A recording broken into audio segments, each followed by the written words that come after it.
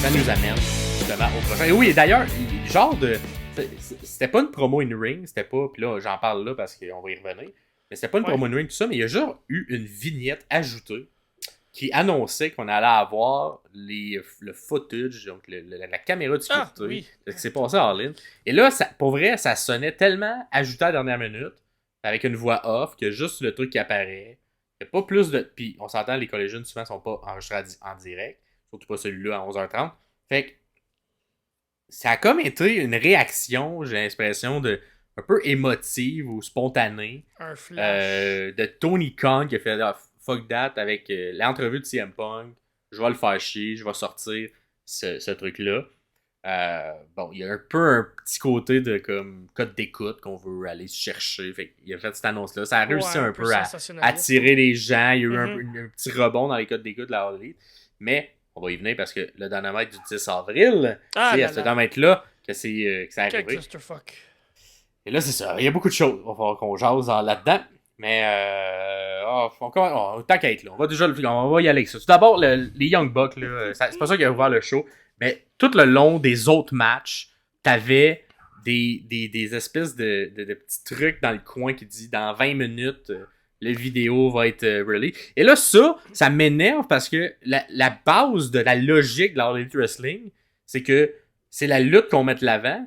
Puis là, que tu me sortes un timer pour me dire que dans 20 minutes, c'est ça fait qu'on le sait que le match se finit avant 20 minutes. Oui, c'est ça. Ça brise la magie. Fait que ça brise ta propre logique interne. Fait que pendant le match de Penta et Copeland, il y a ça qui apparaît. Puis t'es comme, on s'en fout. Pourquoi tu me dis que ça arrive dans 20 minutes? Ça me brise le match que j'étais en train de regarder, qui était vraiment bon, qu'on va y revenir, Penta et Copeland. Puis, en plus, ça brise la magie que c'est supposé pas être scripté puis être un sport à la All Elite Wrestling. Ouais.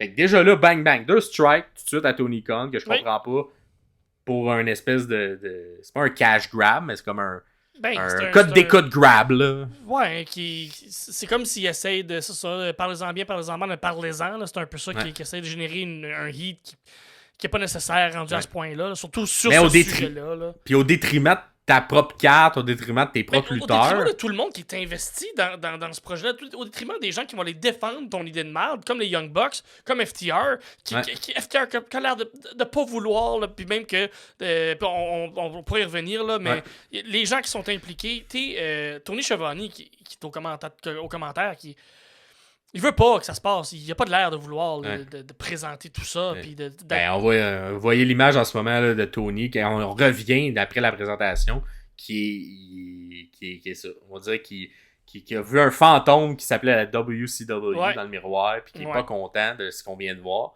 Bref, moi je comprends pas pourquoi on ramène ça. Est-ce que c'est pour ramener Jack Perry? Peut-être. Peut-être pour l'intégrer au Young Bucks, mais il y a tellement d'autres manières meilleures. Puis là, ça fait que ton monde, qu'est-ce qu'ils vont chanter? Qu'est-ce que tu penses que le monde va faire au prochain match des Young Bucks ou pendant le pay-per-view? Ils vont chanter de CM Punk. Oui. Puis là, ça va enlever le focus sur ton produit. L'espèce de promo qu'on a eu de la Copeland la semaine d'avant qui était comme on se concentre sur le futur. C'est pas se concentrer sur le futur, faire ça. Non, c'est ramener des vieilles histoires d'il y a 8 mois. Je comprends pas. Ben, je comprends pourquoi tu l'as fait si tu veux juste des codes d'écoute, mais je trouve tellement que ça nuit plus à long terme, cette décision-là, que tout. Les Young Bucks, je sais pas si eux sont d'accord ou pas d'accord avec ça, mais ils l'ont exécuté, le truc. C'était pas mal exécuté, c'était juste... Non. C'est tellement... C'est pas bon. C'est tellement comme mis avec un crowbar de hey, pis là, vous, FTR, vous êtes un ami de cette personne qu'on ne nomme pas, pis c'est peut-être un plan machiavélique pour avoir enlevé le focus. Pis là, je suis comme, c'est tellement loin, pis c'est il y a 8 mois. C'est un détour pour essayer de générer de la heat pour votre match de pay-per-view. Vous êtes installés comme des méchants heels, pas besoin d'en rajouter plus. Puis on sait que FTR, c'est les babyface. Votre dynamique de match, elle est déjà installée. Puis t'as pas besoin d'en rajouter. Puis t'as pas besoin de sortir le footage. En tout cas, tout ça était bizarre. Et là, par la suite, là, ce qui suit ça, c'est... on va terminer. Là, après, FTR arrive dans le micro. Font une espèce, encore une fois, un peu dans le style de Copeland. Se veut shoot. Probablement qu'il y a des portions qui sont scriptées parce qu'il y a encore le terme... c'est là que les lutteurs, les meilleurs lutteurs luttent. Avec le where's the best wrestle? Wrestler wrestle. Fait que... c'est comme un mix de show puis de réalité, mais tu sens comme, tu sais, il parle des Young Bucks en disant ça, c'est nos boss, mais j'ai l'impression que le terme va plus face à Tony Khan, qui a pris la décision de faire ça. Puis même encore à l'intérieur de la promo, ils essaient de tourner ça vers le futur, puis ils sont comme, hey, on est tannés d'entendre parler de ça, puis là, il faut encore en parler. Fait que c'est un peu une mini critique de comme. On nous impose quelque chose qu'on veut pas, puis on essaie d'avancer, fait qu'on essaie de contourner ce qu'on nous demande de faire, mais on est des bons workers, fait qu'on va faire ce qu'on nous demande parce que c'est le booker. Puis on nous a appris d'écouter toujours le booker.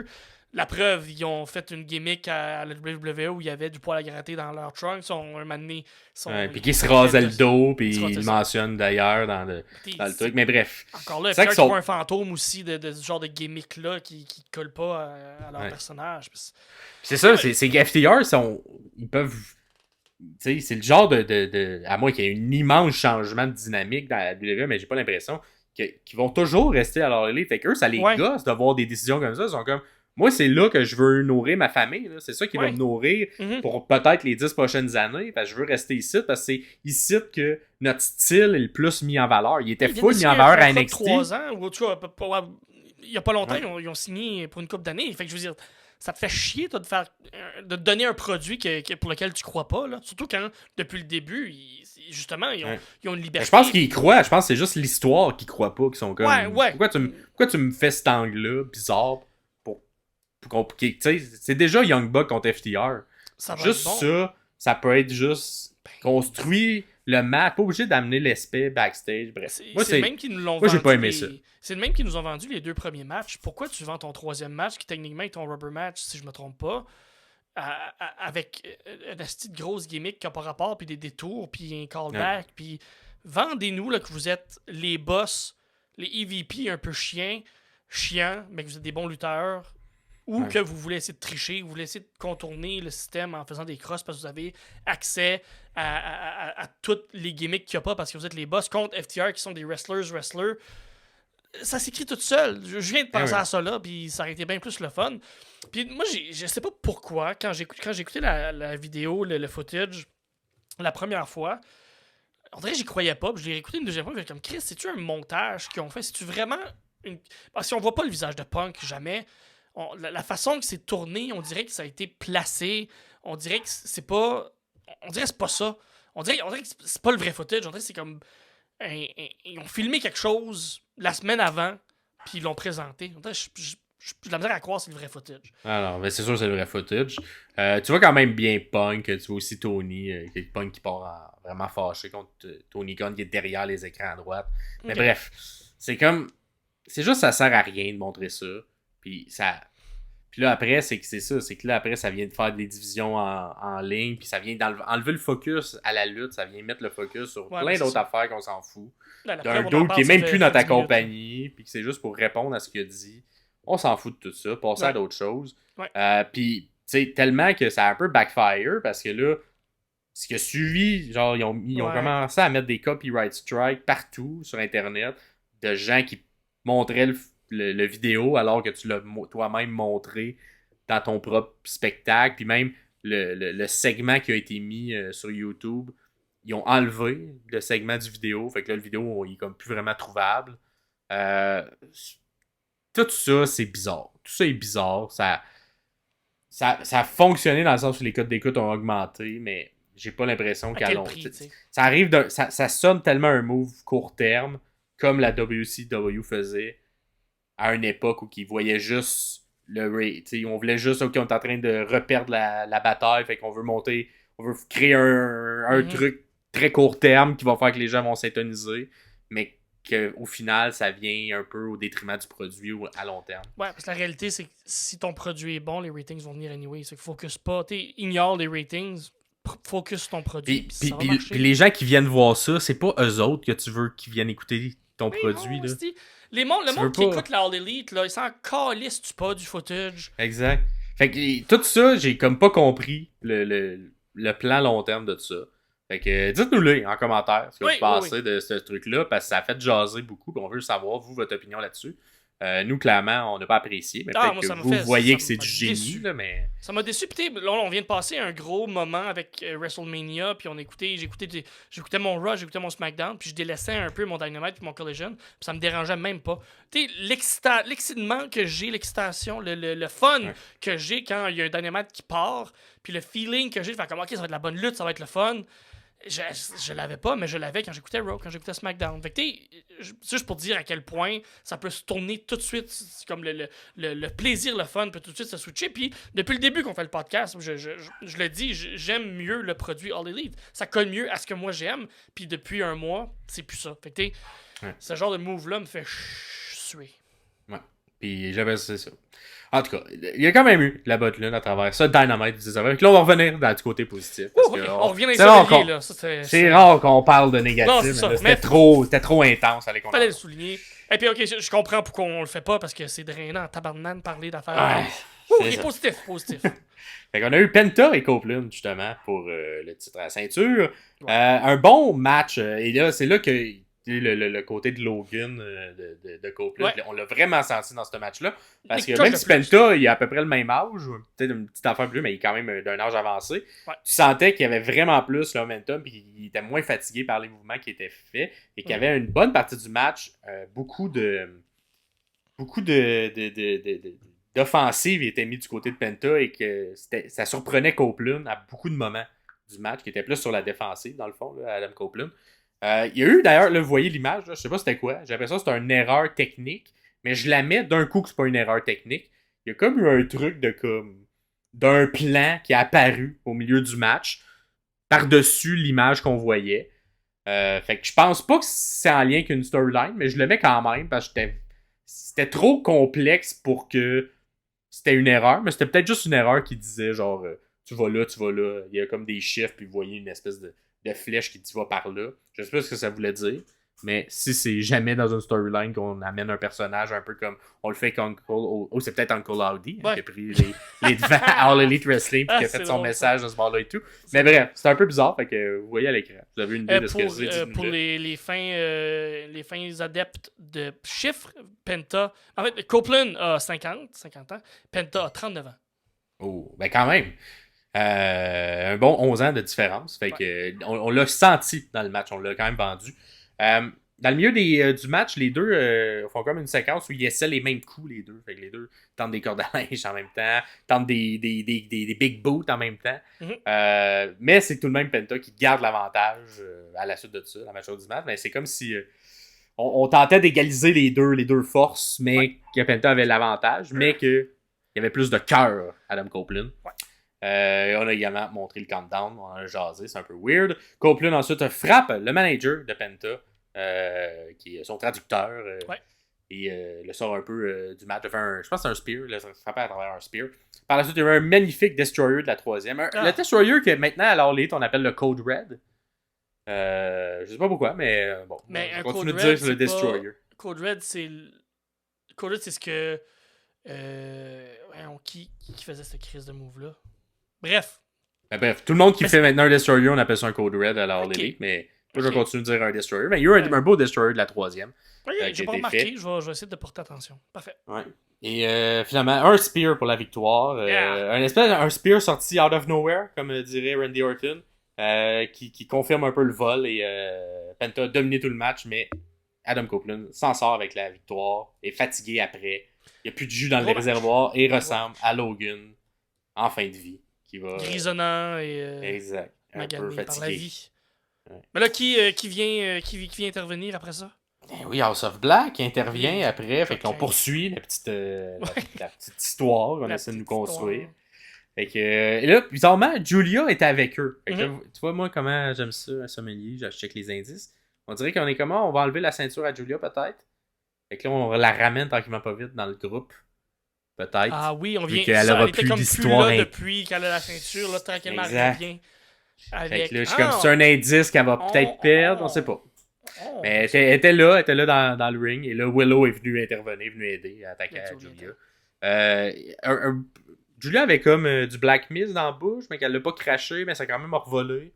J'ai pas trop compris ça. Je sais pas si le spot a été raté puis qu'il devait être lancé, puis finalement ça a pas fonctionné. Mais qui elle aurait visé là-dedans? Je veux dire...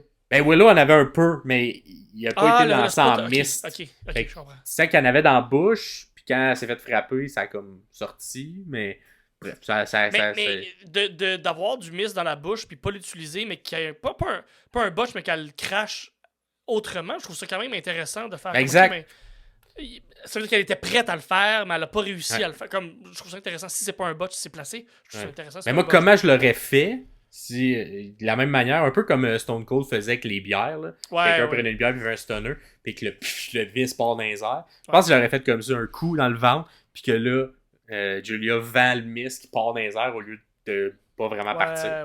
Fait que je l'aurais peut-être vendu comme ça, moi, au niveau du booking. Mais je suis d'accord que c'est intéressant qu'elle ait tout le temps prête à l'avoir, le mist dans la bouche. Fait que bon petit match pour bien ouvrir. Cool. Par la suite, on a eu également. Là, ça suivait la promo des Young Bucks. C'est la promo de Will Ospreay. Que lui aussi, il était qu'un shoot. Et cette fois-là, c'est un shoot sur Triple H. Et là, ça, c'est un vrai shoot. Tu sentais même René qui est à côté de lui, un peu malaisé des termes qui étaient utilisés parce que, dans le fond, Ospreay l'a pas pris que Triple H dans une entrevue. Il n'a pas nommé de nom. Mais tu sentais que ça s'adressait à Will Ospreay quand même. Parce qu'il a dit que moi, lui, il était pas intéressé aux lutteurs qui était pas prêt à grinder, qui était pas prêt à faire beaucoup de matchs dans une semaine. Qui était pas prêt à prendre l'horaire chargé de la WWE où tu luttes 5 fois par semaine. Exact. Puis si t'étais pas comme ça, ben gars, je préfère que t'ailles signer ailleurs. Pas nommer de nom, pas nommer personne, mais c'était... Tu sais, il a fait l'entrevue un peu, les questions étaient un peu dirigées vers quel agent libre t'as pas signé, t'aurais peut-être voulu signer. Puis que... Ospreay a signé avec l'All Elite parce qu'on lui permet de retourner chez lui en Angleterre une fois aux 2 semaines, il retourne quelques jours. Donc, en fait, c'est ça, il vient faire le Dynamite, puis il quitte, puis il revient. Fait que il passe peut-être, mettons, 4 jours à la maison, puis 2 journées de voyage, puis une journée où il fait le Dynamite. C'est ça. Puis lui, c'est l'horaire qui lui convenait pour sa situation familiale, puis peu importe. Moi je trouve aussi qu'à la WWE, ils font trop de luttes aussi, là, fait qu'il y a ce défaut-là. Je trouve que l'horaire il est très très très chargé, surtout si t'as une famille, si t'as plein de choses. Là, fait que c'est sûr que c'est plus intéressant de l'autre côté. Donc, mais là, Ospreay l'a pas pris. Fait que là, il a commencé à dire que non, c'est pas vrai que moi je grind pas. Puis, de toute manière, je prendrais pas des conseils de quelqu'un que son grind, ça a été de grinder la fille du boss. Et c'est à ce moment-là que t'as senti le malaise chez Renee Young. Et par la suite, poursuit la promo. Le reste de la promo est bon, mais tu sentais que c'était la première portion, c'était très shoot. Puis le reste, sans ligne vers plus, Bryan Danielson, qui avec une grosse intensité, le défi, hâte de le battre, hâte de le voir. Et pour terminer un peu avec sa réponse à Triple H, il dit tu ne lances pas des pierres à un assassin qui a un machine gun. En voulant dire, si tu penses que j'ai pas grindé, mais t'as rien vu, mon gars, je suis le meilleur au monde. Fait que une bonne promo, somme toute, mais un petit bout shoot sur Triple H. Que j'ai pas l'impression que Triple H il va répondre à ça. Oh, il est au-dessus de ça. Si Monac, puis il fait bien. Exact. Puis, le fait qu'il a répondu déjà à ça, c'est parce que la question, c'est pendant le WrestleMania week-end. Il y avait beaucoup d'entrevues de journalistes, il y a beaucoup de questions qui sont posées. Puis là, on lui a posé ces questions-là, puis il a répondu. Puis probablement que c'est ce qu'il pense pour vrai. Mais je pense pas que son but c'était d'insulter Ospreay. Puis lui, c'est business, puis il est juste côté business. Si tu voulais ça n'a pas fonctionné, puis ce que toi tu cherches, c'est pas chez nous, puis c'est correct de même. Je pense pas que c'est une critique tant que ça, c'est juste que il y avait une petite affaire de critique peut-être, et ça reste que Triple H est un lutteur, puis il va toujours avoir un petit peu de travail, ou il va worker, comme on dit dans la lutte, mais je pense pas que c'était pas une flèche lancée pour blesser Ospreay, c'est juste que c'était ça à ce moment-là. T'sais. Exact, puis c'est que j'ai l'impression que Triple H, pour lui, dans sa tête, il faut que tu mérites un horaire allégé.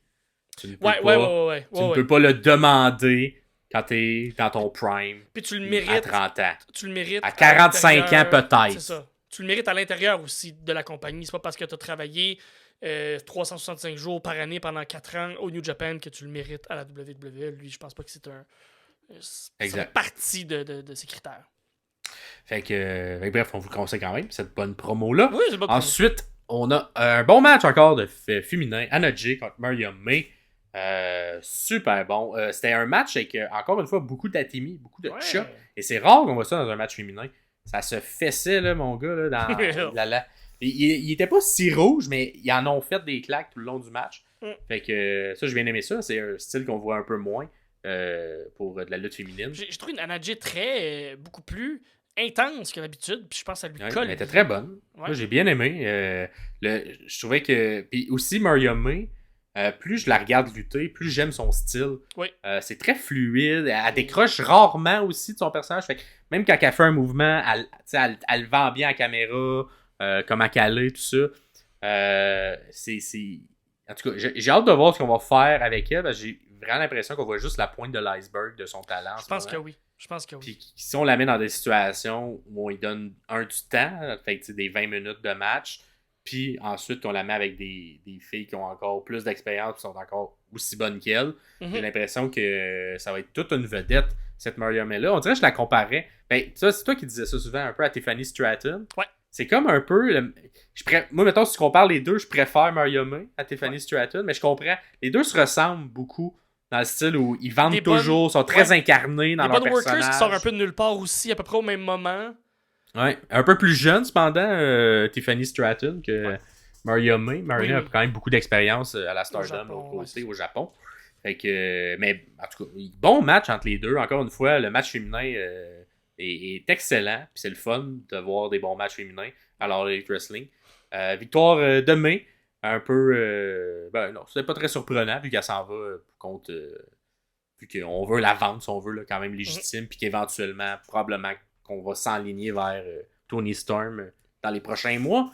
Par la suite, un beatdown de Anna Jay sur Maria May. Et là, un sauvetage de Mina Shirakawa, que je connais pas. Toi, est-ce que tu connaissais? Je connaissais pas non plus. Une collègue de la Stardom qui se sont retrouvés, de ce que j'ai compris, au courant dans des shows indie le week-end avant, et qui étaient dans un même clan. Et là, encore une fois, on a ressorti le champagne et les becs sur la bouche. Et les becs sur la bouche semblent être un peu un old cup. C'est pour ça que j'ai mis ça aujourd'hui, mais on dirait que quand ils se donnent ça leur donne de l'énergie, puis... Fait que là, t'avais une Maria May toute beat down, elle se fait donner du champagne, un bec sur la bouche, puis là, elle revient avec de l'énergie, puis elle se relève. Fait que j'ai l'impression qu'on installe ce pouvoir-là à l'intérieur du clan de Toni Storm. On se donne des becs pour se donner de l'énergie. Fait que on va voir, ça s'en va vers quoi. Je sais pas si c'est le mix bec et champagne, parce qu'il y a aussi du champagne à chaque fois. J'ai jamais essayé ce mix-là à la maison, mais un test à faire, peut-être que alors, ouais, c'est vraiment quelque chose de... Pow! Non, au réveillon du Nouvel An, jamais fait un petit mix champagne-bec? T'as raison. Ça me semble que ça te reste réveillé. Hein? C'est vrai, ça permet de passer dans la nouvelle année. T'as raison. Exactement. Fait que, toi, le pouvoir fonctionne. T'es là. Et c'est ce qui t'a conclu ce Dynamite du 10 avril. Et il nous en reste 2 maintenant. Fait que